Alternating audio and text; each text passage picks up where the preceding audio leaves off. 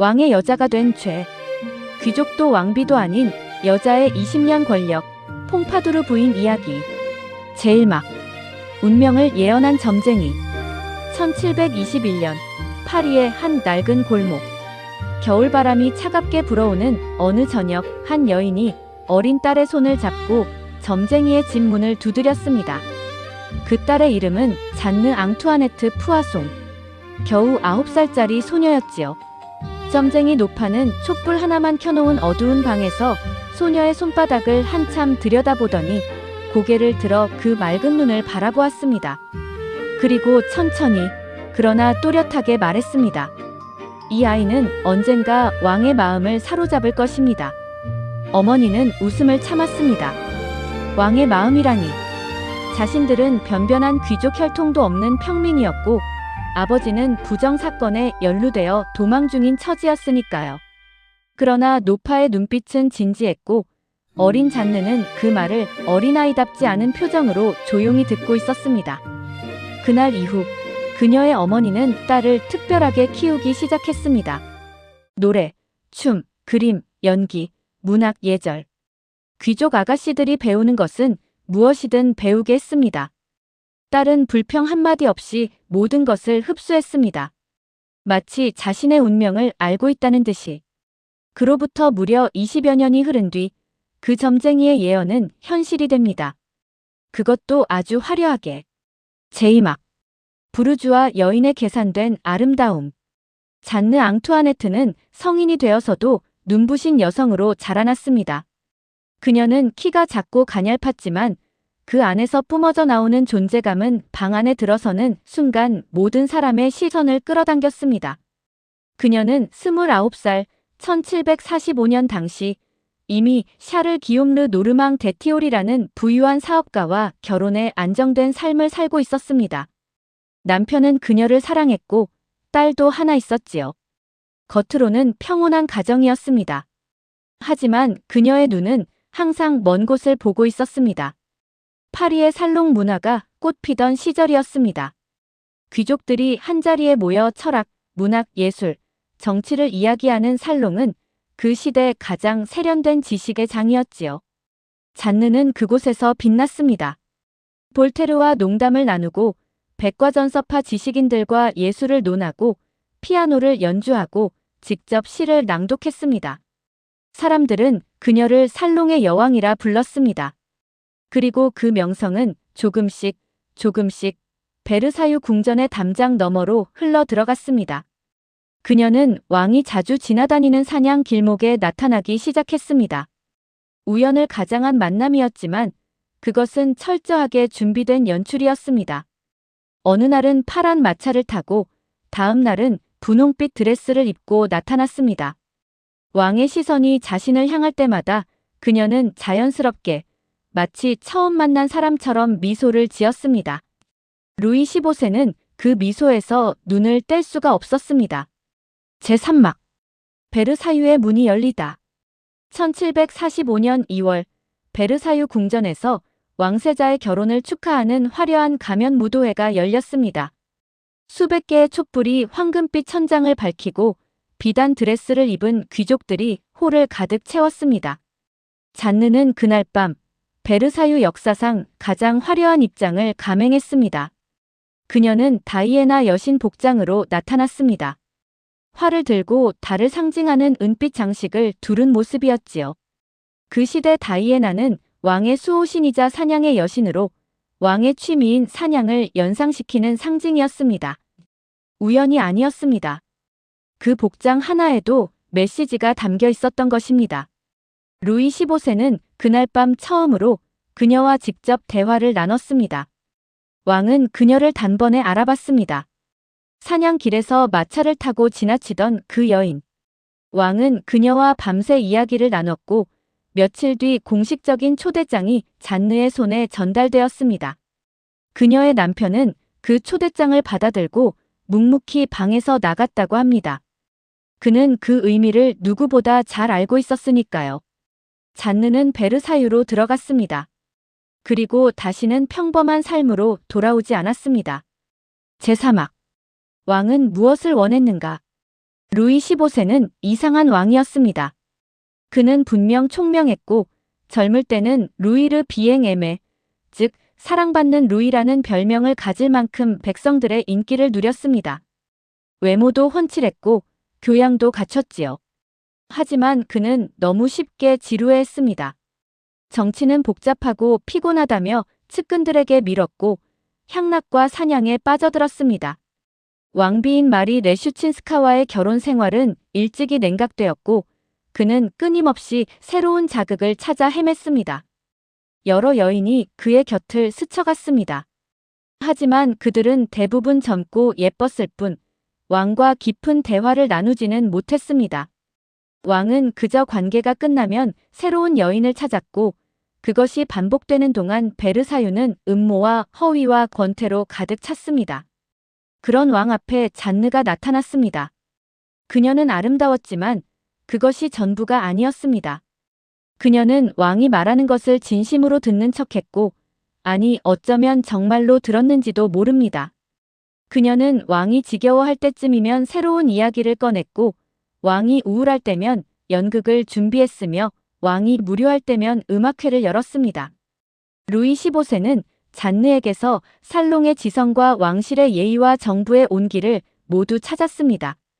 그것은 어떤 왕비도 어떤 귀족 여인도 줄 수 없었던 것이었습니다. 왕은 그녀에게 퐁파두르 후작 부인이라는 자귀를 내렸습니다. 평민 출신의 여인에게 귀족 자귀가 주어진 것입니다. 베르사유 궁전의 역사에서 매우 이례적인 일이었지요. 제오막, 적들의 포위. 아름다운 장미에는 가시가 있듯이 퐁파두르의 권력에는 처음부터 적들이 들끓었습니다. 베르사유 궁전은 원래 권모술수의 온상이었습니다. 수천 명의 귀족들이 왕의 눈에 들기 위해, 더 좋은 방을 차지하기 위해, 더 많은 연금을 받기 위해 날마다 음모를 꾸몄습니다. 그런 곳에 평민 출신의 여인이 왕의 총애를 받으며 나타났으니 그 반감이 얼마나 거셌겠습니까? 귀족들은 그녀를 물고기 아씨라고 비웃었습니다. 그녀의 성이 푸아송, 즉 프랑스어로 물고기라는 뜻이었기 때문이었지요. 천한 피가 흐르는 여자라는 모욕이었습니다. 그녀를 향한 풍자 소책자들이 파리 곳곳에 뿌려졌고 그녀의 출신을 조롱하는 노래가 시장에 떠돌았습니다. 교회도 그녀를 비난했습니다. 기혼 여성이 남편을 버리고 왕의 정부가 된 것은 명백한 도덕적 죄악이라고 성직자들은 설교했습니다. 왕비 마리 레슈친스카는 깊은 수치심을 느꼈지만 공개적으로 항의할 수 없었습니다. 왕실의 관례상 왕의 정부는 묵인되었고 왕비가 분노를 표출하는 것은 오히려 예의를 잃는 행동으로 여겨졌으니까요. 왕비는 종교에 더욱 깊이 빠져들었고 방 안에서 기도하며 세월을 보냈습니다. 가장 큰 위협은 귀족 여인들로부터 왔습니다. 특히 샤토르 공작 부인처럼 왕과 가까웠던 귀족 출신 여인들의 지지 세력이 퐁파두르를 끌어내리기 위해 끊임없이 공작을 벌였습니다. 새로운 여인을 왕에게 소개하고 퐁파두르에 대한 소문을 퍼뜨리고 왕이 그녀에게 실증을 느끼도록 유도했습니다. 하지만 퐁파두르는 흔들리지 않았습니다. 그녀는 자신을 향한 비난을 정면으로 맞받아치지 않았습니다. 대신 조용히 웃으며 더 아름다운 궁정 행사를 준비했습니다. 더 우아한 연회를 열었고 더 뛰어난 예술가들을 초대했습니다. 그 모든 것이 결국 왕을 즐겁게 했고 왕은 그녀 곁을 떠나지 않았습니다. 제6막 예술로 쌓은 권력. 퐁파두르 부인이 단순한 왕의 정부로만 기억된다면 그것은 역사에 대한 심각한 오해입니다. 그녀는 프랑스 역사상 가장 위대한 예술 후원자 중 한 사람이었습니다. 그녀는 볼테르, 몽테스키웨와 같은 계몽주의 철학자들과 깊은 친분을 유지했고 그들의 저작이 금서로 지정될 위기에 처할 때마다 왕에게 영향력을 행사하여 보호했습니다. 백과전서, 즉 오늘날 백과사전의 원조가 되는 그 방대한 지식의 집대성이 세상에 나올 수 있었던 것도 구분적으로 그녀의 보호가 있었기 때문입니다. 그녀는 세브르 도자기 공장의 설립을 주도했습니다. 오늘날에도 세계 최고급 도자기 브랜드로 꼽히는 바로 그 세브르입니다. 그녀는 디자인에 직접 개입하며 우아하고 섬세한 로코코 양식의 도자기들을 세상에 내놓았습니다. 베르사유 궁전의 수많은 방을 장식하는 예술품과 가구들 역시 그녀의 손을 거쳤습니다. 그녀는 뛰어난 안목으로 최고의 화가, 조각가, 건축가들을 발굴하고 지원했습니다. 프랑수와 부셰를 비롯한 당대 최고 화가들이 그녀의 후원 아래 꽃을 피웠습니다. 그녀 자신도 훌륭한 예술가였습니다. 판화를 새기고 직접 연기를 하고 궁전 내 소극장에서 왕과 귀족들을 위한 연극을 올렸습니다. 비평가들은 그녀의 연기를 두고 전문 배우와 견줄만 하다고 했습니다. 그리고 무엇보다 중요한 것이 있었습니다. 그녀는 베르사유 궁전의 문화적 수준을 한 단계 올려놓았습니다. 그 화려한 프랑스 문화의 황금기 루이 15세의 시대는 사실 많은 부분에서 퐁파두르 부인의 시대였습니다. 훗날 역사가들은 이렇게 평가했습니다. 만약 퐁파두르가 없었다면 18세기 프랑스 예술은 전혀 다른 모습이었을 것이라고. 제7막 치마포 간의 정치. 그녀의 권력은 예술에 그치지 않았습니다. 처음 왕의 총애를 받기 시작하고 몇 년이 흐르자 퐁파두르 부인은 정치의 영역으로 발을 내디뎠습니다. 아니, 어쩌면 발을 내디뎠다기보다는 정치가 그녀를 필요로 하게 되었다는 것이 더 정확한 표현일 것입니다. 왕은 정치를 싫어했습니다. 복잡한 결정을 내려야 할 때마다 피하고 싶어 했지요. 그럴 때 퐁파두르 부인이 옆에 있었습니다. 그녀는 정보를 수집하고 상황을 분석하고 왕이 이해하기 쉬운 방식으로 설명했습니다. 그리고 슬며시 의견을 제시했습니다. 장관의 임명과 해임에도 그녀의 입김이 작용했습니다. 그녀에게 잘 보이지 않으면 아무리 능력이 뛰어나도 요직에서 밀려날 수 있었고, 반대로 그녀의 지지를 얻으면 급속도로 출세할 수 있었습니다. 야심 있는 귀족들이 퐁파두르 부인의 살롱을 드나들며 환심을 사려 한 것은 그 때문이었습니다. 특히 외교 분야에서 그녀의 영향력은 두드러졌습니다. 오스트리아 합스부르크 왕가와의 동맹, 외교혁명이라 불리는 그 역사적인 정책 전환에 퐁파두르 부인이 깊이 관여했다는 것은 역사적으로 잘 알려진 사실입니다. 오스트리아 황후 마리아 테레지아는 퐁파두르 부인에게 직접 편지를 보냈습니다. 나의 사촌에게라는 귀족들만 사용하는 호칭으로. 왕의 정부에게 황후가 직접 편지를 써서 외교적 협력을 요청한 것입니다. 이것만 보아도 그녀의 위상이 얼마나 대단했는지 알 수 있습니다. 물론 모든 판단이 옳지는 않았습니다. 7년 전쟁에서 프랑스가 처참하게 패배한 것을 두고 일부에서는 퐁파두르 부인이 밀어붙인 외교 정책의 실패라고 비판했습니다. 그 비난의 화살은 고스란히 그녀에게 쏟아졌지요. 하지만 옳든 그르든 그녀는 분명 그 시대 프랑스 정치의 중심에 서 있었습니다. 자기도 없고 투표권도 없고 공식적인 직함 하나 없이. 제8막 사라지는 사랑, 남아있는 권력. 퐁파두르 부인과 루이 15세의 관계에는 아주 독특한 점이 있었습니다. 처음 수년간의 연인 관계는 언젠가부터 조금씩 다른 형태로 변해갔습니다. 왕은 새로운 여인들에게 눈길을 돌리기 시작했고 퐁파두르도 그것을 알고 있었습니다. 그녀의 건강은 애초에 좋지 않았고 왕실 생활의 극도의 스트레스가 더해지며 점점 쇠약해졌습니다. 연인 관계가 식어갈 무렵 보통의 정부라면 쫓겨나거나 스스로 물러났을 것입니다. 하지만 퐁파두르는 달랐습니다. 그녀는 왕의 연인에서 왕의 가장 친밀한 친구이자 신뢰할 수 있는 동반자로 자신의 위치를 바꿨습니다. 왕이 필요한 것이 무엇인지 누구보다 잘 알았고 왕이 외로울 때 곁에 있었으며 왕이 즐거움을 찾을 때는 그 즐거움을 함께 설계했습니다. 어떤 역사가는 이렇게 표현했습니다. 퐁파두르는 왕의 연인임을 포기함으로써 더 강력한 존재가 되었다고. 그것은 대단한 자제력과 현실 감각이 없이는 불가능한 일이었습니다. 왕의 사랑을 잃는다는 것을 인정하고 그 자리를 다른 무언가로 채워나가는 것.